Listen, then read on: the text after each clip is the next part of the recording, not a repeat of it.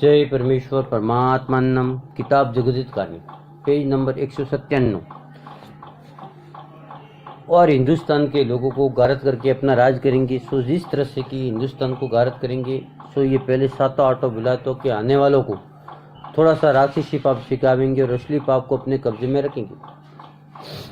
उसमें से थोड़ा सा सिखावेंगे कि जैसा रावण को सिखाया था, जब तुम भूल जाओगे और जानोगे कि हम ही कुलंग किए, सो तुम सातों आठों विलायतों में आपस में एक एक को गारत करते जाओगे।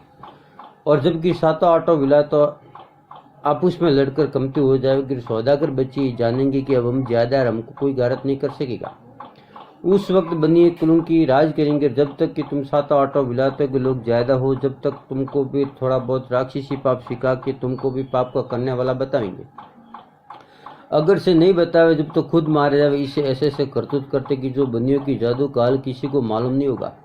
और ये बनी अपने राक्षसी पाप के जादू से आपस में बुद्धि फेर की गारत कर देंगे। जब थोड़े से आदमी रह जाएंगे, जब ये बनी कुलंग की अपना राज करेंगे।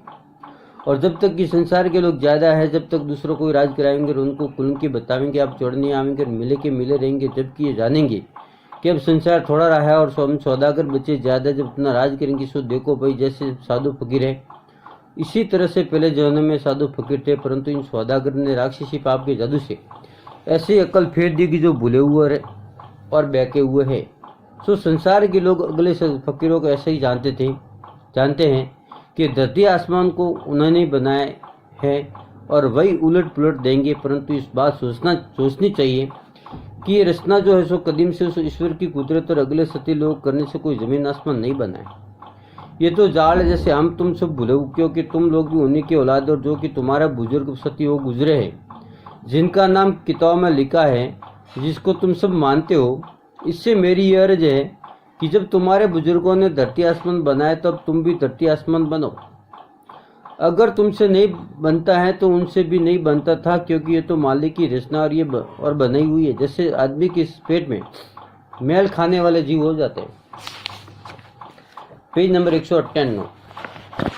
इसी तरह जमीन माता के पेट में भी हम तुम सब संसार के लोग पैदा हुए, परंतु मैं इस वास्ते लिखता हूँ कि तुम लोगों की बुद्धि इन बनियों ने राक्षसी पाप से भ्रष्ट कर दी है, जिससे तुम लोग उसी तरह पर हो गए जैसे भंगेड़ी आदमी होता है, उसी तरह पर तुमको भी कर देते। उन्होंने किताब में लिख दिया कि जमीन आसमान की रचना शिवजी ने और देवी ने बनाई है और ब्रह्मा ने रचना रची है। पर सो ब्रह्मा और शिवजी और देवी वगैरह आदमी थे, जैसे हम और तुम जमीन के पेट में पैदा हुए, इसी तरह शिवजी वगैरह हजारों भक्त हो गुजरे। सो शिवजी का नाम शिवनाथ जी था और ब्रह्मा जी ब्रह्मण थे और देवी का नाम देवली था।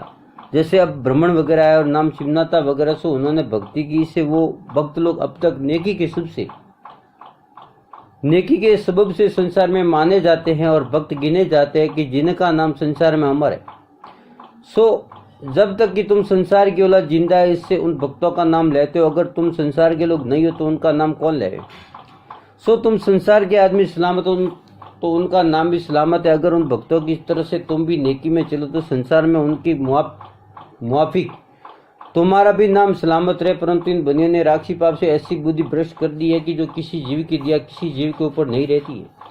और अगले भक्त लोगों के वक्त में राक्षसी पाप विद्या का पाप ज्यादा नहीं था, इससे लोगों का दिल दिया और नेकी में बहुत था। राजा बल के बाद से बनियों ने राक्षसी पाप चलाए, इससे अब जीव नेकी पे नहीं रहता है। और ये किताब में ऐसा लिख दिया है कि ब्रह्मा ने और देवी ने और शिवजी ने और कृष्ण जी वगैरह ने जमीन आसमान रचना रची है, परंतु मेरे नजदीक आदमी के हाथ में रचना रचनी नहीं है, क्योंकि मालिक ने आदमी के हाथ में रचना रचनी नहीं रखी और ये न हो सकता है और उसकी कुदरत उसी के हाथ है। और इन्होंने कई किताब में ऐसे लिख दिया कि हनुमान जी ने पर्वत को उठा लिया था।